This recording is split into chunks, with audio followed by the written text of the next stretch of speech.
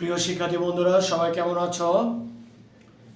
তো আজকে আমরা এই চতুর্থ অধ্যায়ে সর্বশেষ অঙ্ক করব।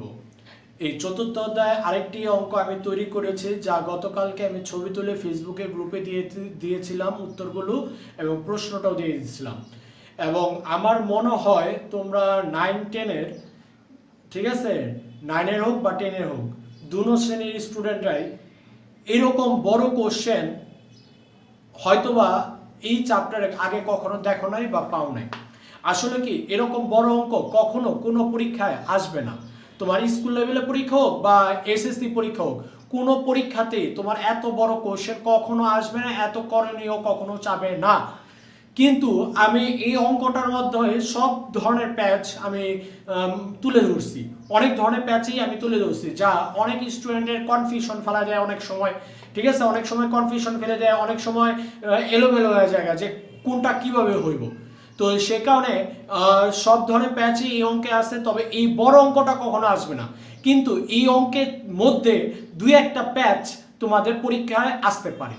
যেমন এই অঙ্কের মধ্যে একটা বা দুইটা লেনদেন, পেঁচানো লেনদেন তোমার হোক বার্ষিক, হোক অর্ধবার্ষিক, হোক প্রি টেস্ট, হোক টেস্ট, হোক এসএসসি পরীক্ষায় দিয়ে দিতে পারে। বুঝতে পারছো? মানে এখানে মধ্যে যে কোনো একটা দুইটা তারিখ দিয়ে দিতে পারে। সেই কারণে এই অঙ্কটা করলে তোমরা সমস্ত প্যাচ সম্পর্কে অবহিত হইবা এবং জানতে পারবা এবং বুঝতে পারবা, আর পরীক্ষা আসলে তোমরা সঠিকভাবে অ্যান্সার দিতে পারবা। তো আজকের অঙ্কটা মানে যেহেতু একটু বৃহৎ, এই অঙ্কটা আজকে মূলত মানে আজকে আমি শেষ করবো না। এই অঙ্কের আজকে কিছুটা করব, আগামীকালকে কিছুটা করব, আর আগামীকালকে এই অঙ্কটার বাকি অংশটুকু কমপ্লিট করলে আমাদের এই চতুর্থ অধ্যায় কমপ্লিট হবে। আজকে আমরা এই চতুর্থ অধ্যায় নিয়ে টোটাল আজকে নিয়ে আমরা 19টা পর্ব করেছি, মানে 19টা ভিডিও করেছি। এই আগামীকালকে করলে আমাদের 20টা ভিডিও পূর্ণ হবে এবং এই 20টা ভিডিও বা 20 পর্বে আমরা এই চতুর্থ অধ্যায় A to Z 9 নক্ষত্র সব সহজ, মিডিল এবং কঠিন তিনটা বিষয়ে আমরা আলোচনা করছি, ঠিক আছে।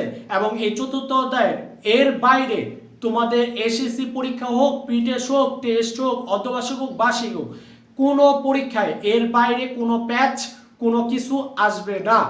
তোমরা তো অন্য সব জায়গায় যেটা হয়, তারা একটা দুইটা অঙ্ক করে বা 5টা 10টা অঙ্ক করে, তেমন একটা প্যাচ শিখায়ও না। তো আমি তোমাদের এই 20টা ক্লাস নেওয়ার একটাই উদ্দেশ্য, এখন এতগুলো অঙ্ক করার একটাই উদ্দেশ্য, যাতে এই অধ্যায় পরিপূর্ণ জ্ঞান তোমরা বুঝতে পারো। এই অধ্যায়ে আমি সহজ অঙ্ক করাইছি, মিডিল অঙ্ক করাইছি এবং কঠিন অঙ্ক করাইছি বা করাইতেছি, যে এই অঙ্কটা করলে লাস্ট হবে এই চ্যাপ্টার। এবং এই চ্যাপ্টারে টোটাল বইয়ের অঙ্ক, গাইডের অঙ্ক এবং এই শীটের অঙ্ক, এই তিনটা অঙ্ক সবাই সুন্দর মতো বাসায় মিনিমাম 2বার বাসায় নোট করবা। এবং এই বাসায় যদি 2বার এই খাতাগুলো অঙ্কগুলো করো, তাহলে এই চ্যাপ্টারে পরিপূর্ণ জ্ঞান তোমরা পাবা। এবং এই চ্যাপ্টার থেকে সাধারণত প্রত্যেকবারই অঙ্ক আসে, স্কুল লেভেলে অনেক সময় 2টা অঙ্ক দিয়ে দেয়। স্কুল লেভেলে অর্ধবার্ষিক বা বার্ষিক বা প্রি টেস্ট বা টেস্ট পরীক্ষায় অনেক সময় এই অধ্যায় থেকে 2টা অঙ্ক থাকে, ঠিক আছে। আর এসএসসি পরীক্ষা এই চ্যাপ্টার থেকে একটা অঙ্ক থাকে। সে কারণে এই চ্যাপ্টার থেকে 10-এ 10 পাওয়া একদম ইজি। তো যারা শুরু থেকে ভিডিওগুলো দেখছো তো দেখছোই, আর যারা শুরু থেকে ভিডিওগুলো পাও নাই, তারা গত মাসের আমি 15 তারিখ থেকে ভিডিও ক্লাস শুরু করছি। আজকে এটা নিয়ে 19টা ভিডিও চলতেছে। তো তুমি যেটা করবো, ওই আগের ভিডিওগুলো দেখবা এবং শুরু থেকে দেখবা, তাহলে এই অঙ্কগুলো বুঝতে পারবে। যদি শুরু থেকে না দেখো, শুরুর দিক থেকে না দেখো, তাহলে এই অঙ্কগুলো কিন্তু বুঝতে পারবো না। সেই কারণে এই চ্যাপ্টারটা একবারে শুরু থেকে দেখতে হবে। সে কারণে যারা এখনো ভিডিও দেখা গেলো যে মাঝে মাঝে দেখছো বা শুরুতে কবে তা জানো না, অবশ্য যদিও বা আমি ফোন করে সবাইকে আমি জানাইছি, যে ফেসবুকের গ্রুপের কথাও জানাইছি, ইউটিউবে যে করি সেটার আমি লিঙ্ক দিয়ে দিচ্ছি ফেসবুকের গ্রুপে, ঠিক আছে। তো এবং অনেকের ফোন করেও জানাইছি, SMS দিয়েও জানাইছি। যাই হোক, তো যে যেভাবেই দেখো না কেন, ইউটিউবে দেখো আর ফেসবুকের গ্রুপে দেখো, যেভাবেই দেখো না কেন, প্রত্যেকটা ভিডিও ক্লাসগুলো দেখবা। ইউটিউবে হয়তো বা আগের ভিডিওগুলো নাও পাইতে পারো, রিসেন্ট ভিডিওগুলো হয়তো বা পাইবা, কিন্তু ফেসবুকের গ্রুপে আগের ভিডিওগুলো সব পাইবা। মানে ফেসবুকের গ্রুপে A to Z সব পাইবা, একদম শুরুর দিন থেকে সব ভিডিওগুলো পাইবা। এবং প্রত্যেকটা অঙ্কের ছবি তুলে আমি দিচ্ছি ফেসবুকের গ্রুপে, সেখানেও পাইবা। সো এই অঙ্কগুলো সবাই ভালো মতো করবা, ভালো মতো প্র্যাকটিস করবা। এবং এরপরে আমরা এই চতুর্থ অধ্যায় শেষ হলে পঞ্চম অধ্যায় শুরু করব। তো এই অধ্যায়টা সবাই ভালো মতো কমপ্লিট করবা।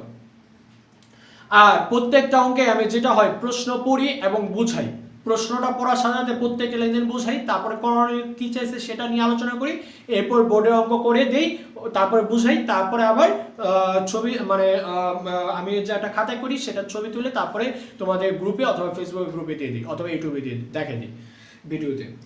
কিন্তু আজকের অঙ্কটা যেহেতু বিশাল বড়, ঠিক আছে, আজকে অঙ্কে লেনদেনই প্রায় তোমার মানে তারিখ অনুযায়ী যদি লেনদেনও ধরি তাও প্রায় 35-36টা লেনদেন।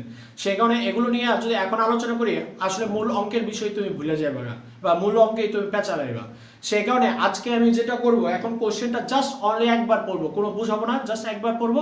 এবার করণীয়তে কি চাইছে সেটা হয়তো তোমরা দেখতেই পাচ্ছ বোর্ডে 1 নম্বরে ক নাম্বার তোলা আছে, তো ক নাম্বারটা বুঝাইবো, এরপর আবার খ নাম্বার তুলে খ নাম্বারটা বুঝাবো। তাহলে এইভাবে যদি আমি বুঝাই এই অঙ্কটা বুঝতে পারবো, কারণ এই অঙ্কটা বিশাল বড়, তো প্রত্যেকটা অঙ্ক তো আমি কইরা কইরা বুঝাইছি, কিন্তু আজকের অঙ্ক করা আছে আমি এরপর থেকে আমি বুঝাবো, মানে লেনদেন থেকে বুঝাবো না, অঙ্কের মধ্যে থেকে আমি বুঝাবো, তাহলে এই অঙ্কটা বুঝতে পারবা, নতুবা তুমি নিজে এলা জেলা যাবে, কারণ আজকে বৃহত্তর অঙ্ক। তো যাই হোক, কথা না বাড়িয়ে আমরা শুরু করি। 1, জনাব রহিম 1 জানুয়ারি তারিখ 2020 সালে নগদ 10,000 ও 30,000 টাকার আসবাবপত্র নিয়ে ব্যবসা শুরু করেন। 2020 সালে জানুয়ারি মাসের 2 তারিখ সুনামের বার্ষিক অবলোকন 12,000 টাকা। 3 তারিখ 10% বিনিয়োগ 80,000 টাকা হতে থেকে সুদ প্রাপ্তি 5,000 টাকা এবং বকেয়া 3,000 টাকা। 4 তারিখ 5 বছরের জন্য বিজ্ঞাপন খরচ প্রদান 50,000 টাকা। 5 তারিখ 10 বছরের জন্য ইজারা সম্পত্তি অর্জন 1 লক্ষ টাকা। 6 তারিখ আয়কর প্রদান 2,000 টাকা। 7 তারিখ জীবন বীমা প্রিমিয়াম প্রদান 3,000 টাকা। 8 তারিখ পণ্য ক্রয় 30,000 টাকা। 9 তারিখ ক্রয়কৃত পণ্য ফেরত প্রদান 3,000 টাকা। 10 তারিখ পণ্য বিক্রয় 30,000 টাকা। 11 তারিখ বিক্রিত পণ্য ফেরত আসলো 3,000 টাকা। 12 তারিখ আসবাবপত্রের উপরে 10% অবচয় ধরা হলো। 13 তারিখ অনাদায়ী পাওনা লেখা হলো 2,000 টাকা। 14 তারিখ পণ্য ক্রয় 30,000 টাকা, যার মধ্যে নগদে 40%। 15 তারিখ পণ্য বিক্রয় 30,000 টাকা, যার মধ্যে ধারে 35%। 16 তারিখ বেতন প্রদান 2,000 টাকা, যার মধ্যে 30% আগামী বছরের জন্য। এরপরে হচ্ছে 17 তারিখ মজুরি প্রদান 2,000 টাকা, যার মধ্যে 20% গত বছরের জন্য। 18 তারিখ ভাড়া প্রদান 2,000 টাকা, যার মধ্যে 30% বকেয়া। 19 তারিখ কমিশন প্রাপ্তি 4,000 টাকা, যার মধ্যে 30% অগ্রিম। 20 তারিখ মেশিন বিক্রয় 40,000 টাকা। 21 তারিখ ভ্যান বিক্রয়জনিত লাভ 40,000 টাকা। 22 তারিখ কম্পিউটার বিক্রয়জনিত ক্ষতি 20,000 টাকা। 23 তারিখ বিক্রয় মূল্যে পণ্য উত্তোলন 10,000 টাকা। 24 তারিখ 10,000 টাকা নগদ উত্তোলন। 25 তারিখ ক্রয় মূল্যে 10,000 টাকা পণ্য উত্তোলন অথবা 10,000 টাকার পণ্য উত্তোলন, একই কথা। 27 তারিখ বিনামূল্যে পণ্য বিতরণ 2,000 টাকা। 27 তারিখ প্রদত্ত বার্তা 500 টাকা এবং প্রাপ্ত বার্তা 300 টাকা। 28 তারিখ বেতন প্রদান 2,000 টাকা, 3 ভাগে 2 অংশ। 29 তারিখ 5,000 টাকার পণ্য আগুনে বিনষ্ট হলো। 30 তারিখ জমি বিক্রয় 1 লাখ টাকা, যার বর্তমান মূল্য বা হস্তান্তর মূল্য বা পুস্তক মূল্য 80,000 টাকা, তিনোটা একই কথা।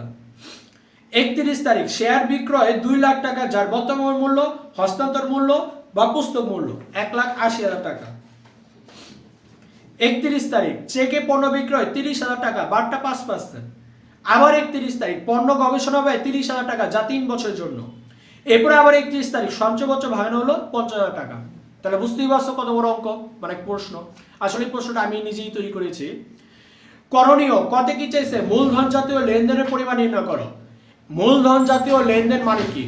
মূলধন জাতীয় লেনদেন বলতে বোঝায় আয় ব্যয় প্রাপ্তি প্রদান, মানে সবগুলোকে বোঝায়। মানে যে আয় ব্যয় বা প্রাপ্তি আমরা প্রতিনিয়ত পাই না, একবার করলে কয়েক বছর সুবিধা পাই, ঠিক আছে, বা কয়েক বছর সেটা করতে হয় না বা পাই না, একবার পাইলে কয়েক বছর সুবিধা পাই, ওইটাই হচ্ছে মূলধন জাতীয় লেনদেন। আর এই মূলধন জাতীয় লেনদেনে মূলধন জাতীয় আয়ও আসবে, ব্যয়ও আসবে, প্রাপ্তিও আসবে, প্রদান আসবে, মানে সহজ বাংলা মূলধন জাতীয় সব A to Z সব কিছুই আসবে। তাহলে দেখো আমরা ক নাম্বার তুলেছি মূলধন জাতীয় লেনদেন। দেখো আমরা এক এক করে বুঝতেছি। নগদ জানুয়ারি মাসের 1 তারিখ নগদ ও আসবাবপত্র নিয়ে ব্যবসা শুরু করেন।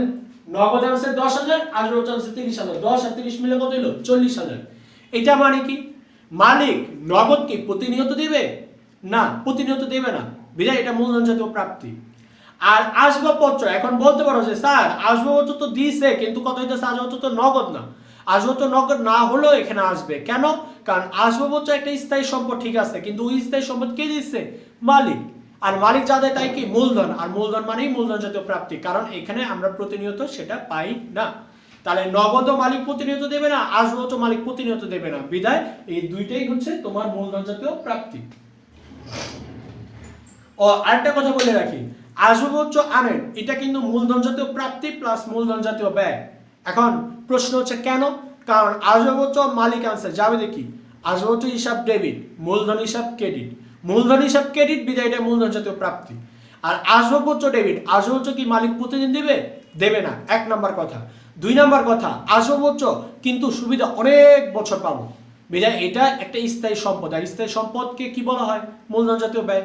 সে কারণে এটা একবার মূলধন জাতীয় ব্যয়তে যাবে, আরেকবার মূলধন জাতীয় প্রাপ্তি দেওয়া যাবে, মানে আসবাব হচ্ছে অনেক দুই জায়গায় যাবে, একবার মূলধন জাতীয় প্রাপ্তি, আরেকবার মূলধন জাতীয় ব্যয়। এবার 5 তারিখ, ইজারা সম্পত্তি অর্জন 10 বছরের জন্য। 10 বছরের জন্য ইজারা সম্পত্তি অর্জন করছো, মানে ইজারা সম্পত্তি কিনছো।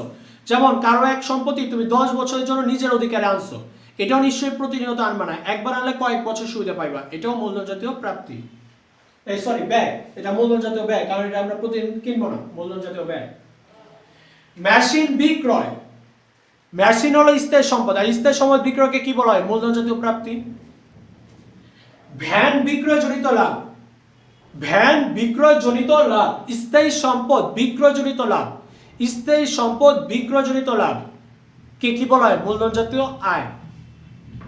কম্পিউটার বিক্রয়জনিত ক্ষতি, কম্পিউটার হলো স্থায়ী সম্পদ, স্থায়ী সম্পদ বিক্রয়জনিত ক্ষতি হচ্ছে মূলধন জাতীয় ব্যয়, কারণ স্থায়ী সম্পদ প্রতিদিন বেচবো না, আর বেচলেও প্রতিনিয়ত ক্ষতি হবে না, বিধায় এটাও মূলধন জাতীয় ব্যয়। জমি বিক্রয়, জমি হলো স্থায়ী সম্পদ, স্থায়ী সম্পদ বিক্রয় মূলধন জাতীয় প্রাপ্তি। শেয়ার বিক্রয়, শেয়ার একটা স্থায়ী সম্পদ, কারণ এটা এক প্রকার বিনিয়োগের মধ্যে পড়ে, আর সেই স্থায়ী সম্পদ বা শেয়ার বিক্রি করছে, এটাও প্রতিনিয়ত বেচবো না, এটাও মূলধন জাতীয় প্রাপ্তি। আর একটা কথা বলে রাখি, এখানে জমি বিক্রয় আছে তোমার 1 লাখ টাকা, যার পুস্তক মূল্য 80,000 টাকা, এখানে পুস্তক মূল্যটা আসবে না, বিক্রয় মূল্যটা আসবে, বিক্রয় 1 লাখ। ঠিক সেম, শেয়ার বিক্রয় মূল্য হচ্ছে 2 লাখ, যার পুস্তক মূল্য হলো 1,80,000, 1,80,000 হবে না, 2 লাখ হবে, কারণ 2 লাখ টাকা হলো বিক্রয় মূল্য।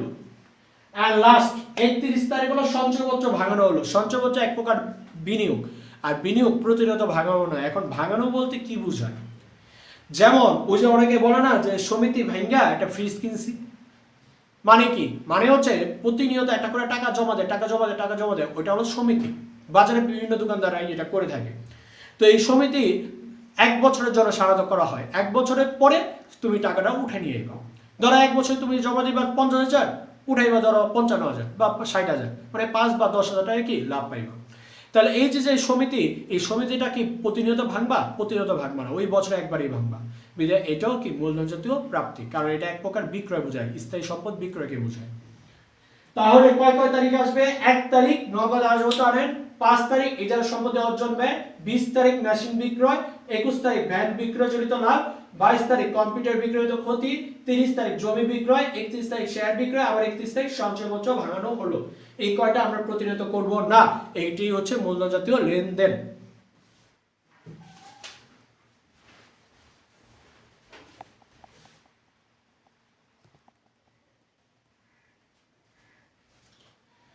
এরপরে ক্ষতে কি চেয়েছে? মুনাফা জাতীয় আয়, মুনাফা জাতীয় প্রাপ্তির পরিমাণ নির্ণয়। এটা বলার আগে আমি একটু বলে রাখি, মুনাফা জাতীয় আয় কাকে বলে? যে আয় আমরা প্রতিনিয়ত পাই, একবার পাইলে কয়েক বছর না 1 বছরের মধ্যেই সুবিধা শেষ হয়ে যায়, সেই সব আয়কে বলা হয় মুনাফা জাতীয় আয়। মানে মুনাফা জাতীয় আয় বলতে বোঝায় যে সব আয় প্রতিনিয়ত হয় এবং যে সব আয় সুবিধা 1 বছরই শেষ, সেই সব আয়কে বলা হয় মুনাফা জাতীয় আয়। আর মুনাফা জাতীয় আয় মধ্যে তোমার বিগত বছরে আসবে না, আগামী বছরে আসবে না, চলতি বছরে আসবে, 1 নাম্বার রুলস। আর 2 নাম্বার রুলস হলো এখানে এখানে তোমার নগদ ও অনগদ দুইটা লেনদেনই যাবে, ঠিক আছে? মানে মুনাফা জাতীয় আয়তে বিগত বছর পরবর্তী বছর যাবে না, বর্তমান বছর যাবে, 1 নাম্বার রুলস। আর 2 নাম্বার রুলস হলো এখানে তোমার নগদ লেনদেনও যাবে, অনগদ লেনদেনও যাবে, এই দুইটা জিনিস মাথায় রাখবা।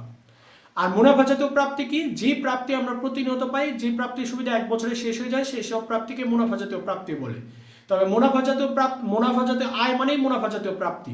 তবে কথা হইতেছে মুনাফা জাতীয় প্রাপ্তিতে দুইটা রুলস আছে। এক নম্বর রুলস, মুনাফা জাতীয় প্রাপ্তিতে চলতি বছরও যাবে, বিগত বছরে যাবে, আগামী বছরও যাবে, যা মুনাফা জাতীয় আয়তে ছিল না। মুনাফা জাতীয় আয়তে বর্তমান বছরটা দিতে হবে শুধু। আর মুনাফা জাতীয় প্রাপ্তিতে গত বছর, বর্তমান বছর, আগামী বছর, 3 বছরই যাবে। আর 2 নম্বর কথা হচ্ছে মুনাফা জাতীয় আয়তে আমরা শুধু নগদও দিয়েছি, অনগদও দিয়েছি। আর মুনাফা জাতীয় প্রাপ্তিতে শুধুমাত্র নগদ লেনদেন যাবে, এখানে অনগদ লেনদেন যাবে না। সেই সূত্রে আমরা অঙ্ক করি। দেখো, মুনাফা জাতীয় আয় এবং প্রাপ্তির পরিমাণ নির্ণয়। মুনাফা জাতীয় আয় টাকা, মুনাফা জাতীয় প্রাপ্তি টাকা। সবাই এবার একটু মনোযোগ সহকারে দেখো। 1 তারিখ তো মালিক নগদ আসবে চান্স, ওইটা আসবে না। 2 তারিখ ইজারা সম্পত্তির বার্ষিক অবলোকন, ওইটাও আসবে না। 3 তারিখ দেখো 10% বিনিয়োগ 80,000 টাকা থেকে সুদ প্রাপ্তি 5,000, বকেয়া আছে 3,000। তাহলে বিনিয়োগ হচ্ছে 80,000, এর 10% করলে কত আসে? 8,000। কিন্তু সেই 8,000 টাকার মধ্যে 5,000 টাকা আমি নগদ পাইছি, আর 3,000 টাকা কি পাইনি, বকেয়া আছে। বিনিয়োগের সুদ আমরা প্রতিনিয়ত পাই, বিদায় মুনাফা জাতীয় আয়। মুনাফা জাতীয় দেখো আয়তে দিলাম বিনিয়োগের সুদ 5,000, তার সাথে বকেয়া 3,000 টাকা কি করলাম? যোগ। 5 আর 3 যোগ করলে কত হয়? 8,000। একটা জিনিস মনে রাখবা, মুনাফা জাতীয় আয়তে বা মুনাফা জাতীয় ব্যয়তে বকেয়া থাকলে যোগ করবা, অগ্রিম থাকলে বিয়োগ করবা। এই কথাটা মাথায় রাখবা, বকেয়া মানে যোগ, অগ্রিম মানে বিয়োগ।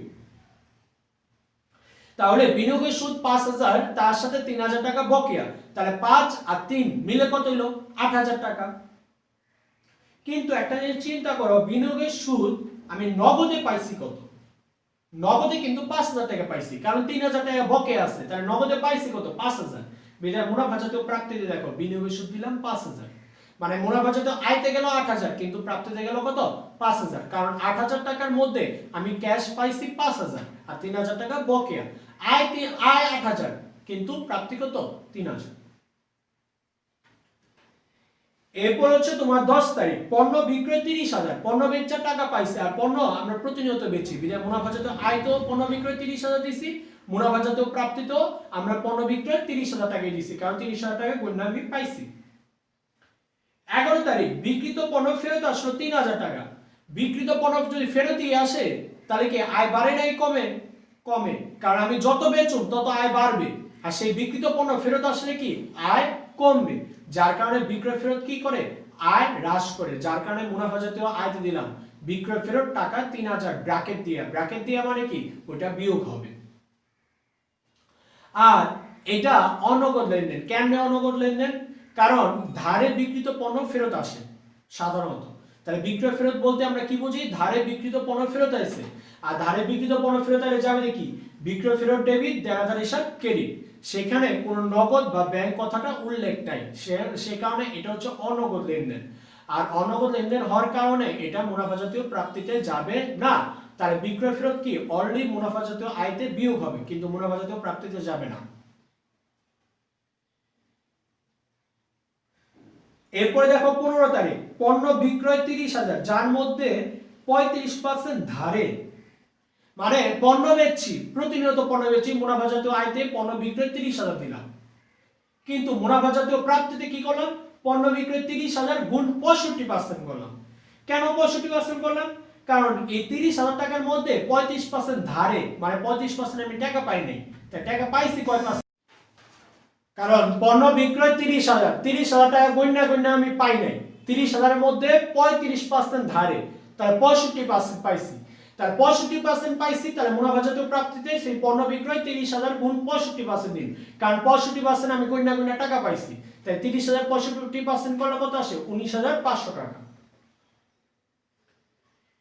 এরপরে হচ্ছে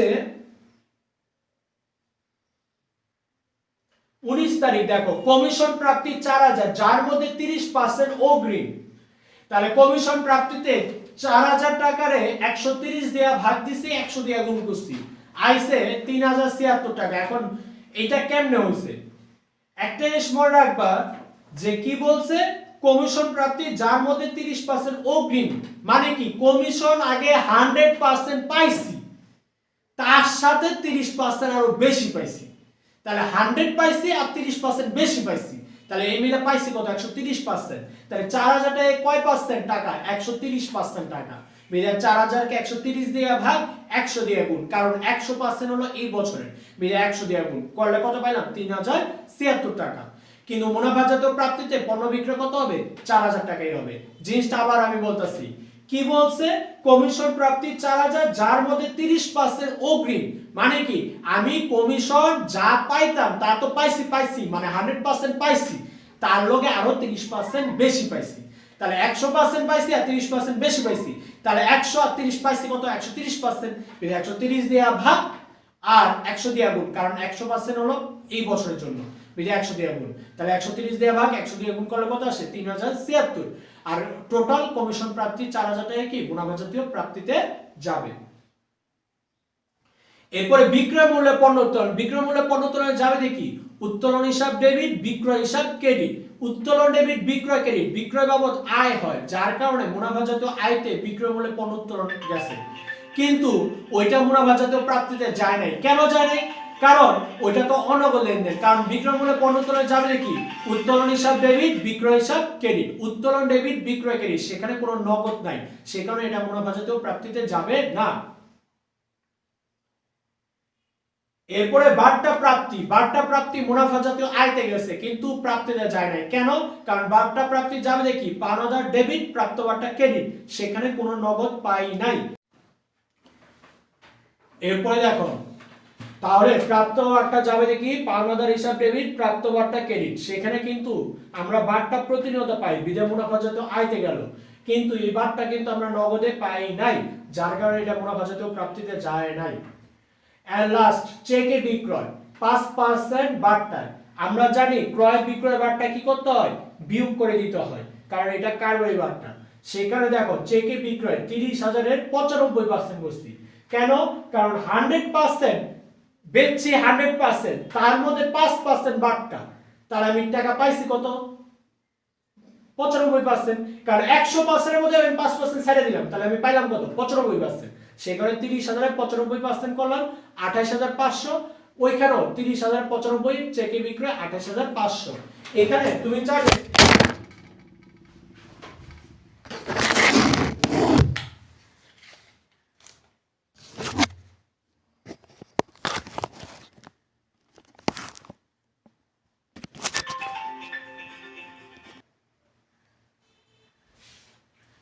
দেখো তোমরা চাইলে এইভাবে করতে পারো 30,000, এরপরে 30,000 এর 5% করবা 1500 টাকা, 30,000 থেকে 1500 বিয়োগ করে থাকে কত 28,500। তোমরা চাইলে এইভাবে করতে পারো, মানে আমার থিওরিটা হলো এরকম যে বেচছি হলো 100%, তার মধ্যে 5% বারটা কি করলাম বিয়োগ, 100 এর মধ্যে 5% বারটা বিয়োগ করলে থাকে কত 95%। সেক্ষেত্রে 30,000 95% করলে কি ডাইরেক্টলি 28,500 আসে। আর তুমি যদি ওইটা না বুঝো তাহলে তুমি এমনিও করতে পারো 30,000 5% করলে 1500, 30,000 থেকে 1500 গেলে থাকে কত 28,500 টাকা। দেখো এটা বুঝছো না বুঝো না, এই অঙ্কটা একটু ভেজাল না, সেখানে আমি আরেকবার বলতেছি। বিনিয়োগের সুদ 5,000 টাকা পাইছি, 3,000 টাকা পাই নাই, 5 3 8,000 টাকা এই বছরে আয়, মুনাফা জাতীয় আয় 8,000, বিদায় 8,000 টাকা দিলাম। আর বিনিয়োগের সুদ এই 8,000 টাকার মধ্যে আমি 5,000 টাকা ক্যাশ পাইছি, বিদায় প্রাপ্তিতে 5,000 দিলাম। সেকেন্ড, পণ্য বিক্রয় 30,000 প্রতিনিয়ত পাই, বিদায় মুনাফা জাতীয় আয় দিছি, আর পণ্য বিক্রয় নগদে পাইছি, বিদায় প্রাপ্তিতে দিছি। থার্ড, পণ্য বিক্রয় ফেরত, বিক্রিত পণ্য ফেরত আইছে, জানেন কি বিক্রয় ফেরত ডেবিট দেনাদার ক্রেডিট, সেখানে কিন্তু কোনো নগদ বা ব্যাংক নাই, তার মানে কি এটা অনগদ লেনদেন। আর বিক্রিত পণ্য ফেরত আইলে কি আয় হ্রাস পায়, যার কারণে মুনাফা জাতীয় আয়তে বিক্রয় ফেরত কি হইছে বিয়োগ, কিন্তু এটা মুনাফা জাতীয় প্রাপ্তিতে আসবে না। এরপরে পণ্য বিক্রয় 30,000 দিলাম 30,000, কিন্তু প্রাপ্তিতে 30,000 টাকার মধ্যে 35% ধারে, আমরা তো ধারের অঙ্ক করি না, আমরা নগদের অঙ্ক করি, তাই 35% ধারে হলে পাইছি কয় পার্সেন্ট 65%, তাহলে 30,000 65% 19,500। এরপরে কমিশন প্রাপ্তি, দেখো কমিশন পাইছি 100%, তার লগে আরো 30% বেশি পাইছি, তাহলে পাইছি কত 130%, তাহলে 4,000 টাকা কয় পার্সেন্ট 130%, বিলে 130 দিয়ে ভাগ 100 দিয়ে গুণ আসে কত 3,076 টাকা। আর অন্যদিকে কমিশন টোটাল ক্যাশ আমি পাইছি কত 4000, বিদায় প্রাপ্তিতে 4000 দিলাম। বিক্রয় মূল্যে পণ্য উত্তোলন আসবে না কেন? বিক্রয় মূল্যে পণ্য উত্তোলন যাবে দেখি উত্তোলন ডেবিট বিক্রয় ক্রেডিট, সেটা অনগদ। বেচছি আয় হইছে, বিদায় আয়তে দিছি। প্রাপ্ত বার্তা প্রাপ্তিতে আসবে না কিন্তু আয়তে আসবে কেন? কারণ প্রাপ্ত বার্তা যাবে দেখি পাওনাদার ডেবিট, প্রাপ্ত বার্তা ক্রেডিট, বিদায় আয়তে দিছি। আর চেকে বিক্রয় 5% বার্তা, 100% এর মধ্যে 5% বার্তা বাদ দিলে থাকে কয় পার্সেন্ট? 95%। তাই 30,000 95%, 28,500। আর চেকে পাওয়া নগদে পাওয়া একই কথা, মানে ব্যাংকে পারো আর নগদে পাও একই কথা, মানে এটা নগদ লেনদেন। বিদায় প্রাপ্তিত চেকে বিক্রয় 28,500।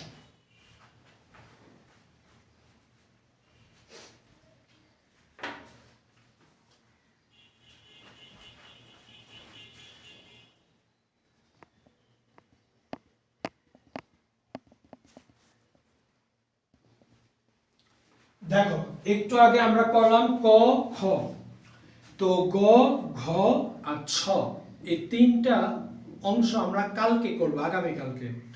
তো আজকে তোমাদের ও আর চ নাম্বারটা দেখা যাচ্ছে, এই দুইটা জিনিস দেখো। ওতে বলছে কি মূলধন জাতীয় ব্যয় ও প্রদানের পরিমাণ নির্ণয় করো। মূলধন জাতীয় ব্যয় ও প্রদান মানে কি? যে ব্যয় বা প্রদান আমরা প্রতিনিয়ত করি না, একবার করলে কয়েক বছর সুবিধা পাই, সেটি হলো মূলধন জাতীয় ব্যয় বা প্রদান। সেই ব্যয়তে আমরা কি দিলাম? আসবাবপত্র আনেন, আসবাবপত্র আনছে কাটা মালিক, আসবাবপত্র ডেবিট মূলধন ক্রেডিট, সেখানে মূলধন জাতীয় ব্যয়তে দিলাম আসবাবপত্র আনেন, কারণ আসবাবপত্রের সুবিধা অনেক বছর পাবো, এটা একটা স্থায়ী সম্পদ। আর এটা মূলধন জাতীয় প্রদানে দিলাম না, কেন দিলাম না? কারণ এটা মালিক দিছে, ওটা নগদে কিনো নাই। 2 নাম্বার ইজারা সম্পত্তি অর্জন ব্যয়। ইজারা সম্পত্তি অর্জন ব্যয়, ইজারা সম্পত্তি নিয়েছি 10 বছরের জন্য, অনেক বছর সুবিধা পাবো, এটাও কি মূলধন জাতীয় ব্যয়। আর ইজারা সম্পত্তি যে অর্জন করছি সেটার জন্য কি টাকা দিছি, বিধায় এটাও কি মূলধন জাতীয় প্রদান, কারণ টাকা দিছি বিধায় এটা মূলধন জাতীয় প্রদান হয়ে যাবে। আর কম্পিউটার বিক্রয় জনিত ক্ষতি, এটা একটা অনগদ লেনদেন, কারণ ক্ষতি হইলে ওটা নগদে পাই না। আর স্থায়ী সম্পদ বিক্রয় জনিত ক্ষতি প্রতিনিয়ত হয় না, বিধায় এটাও মূলধন জাতীয় ব্যয়তে দিলাম। আর চতে কি চাইছে? উত্তোলন। দেখো 6 তারিখ আয়কর প্রদান, এটা একটা উত্তোলন, আয়কর এক প্রকার উত্তোলন। 7 তারিখ জীবন বীমা প্রিমিয়াম, জীবনের উপর বীমা দিছি, এটাও কি এক প্রকার উত্তোলন।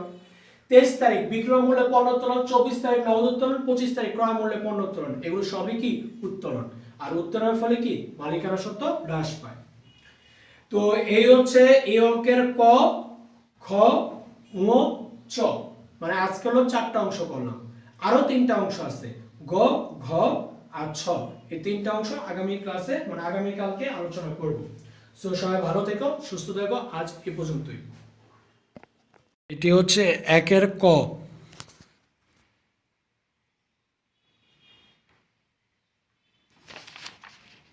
এটি হচ্ছে 1-এর খ,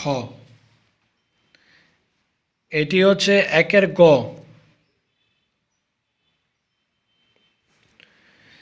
এটি হচ্ছে 1-এর ঘ, এটি হচ্ছে 1-এর ও, এটি হচ্ছে 1-এর চ, আর এটি হচ্ছে 1-এর ছ।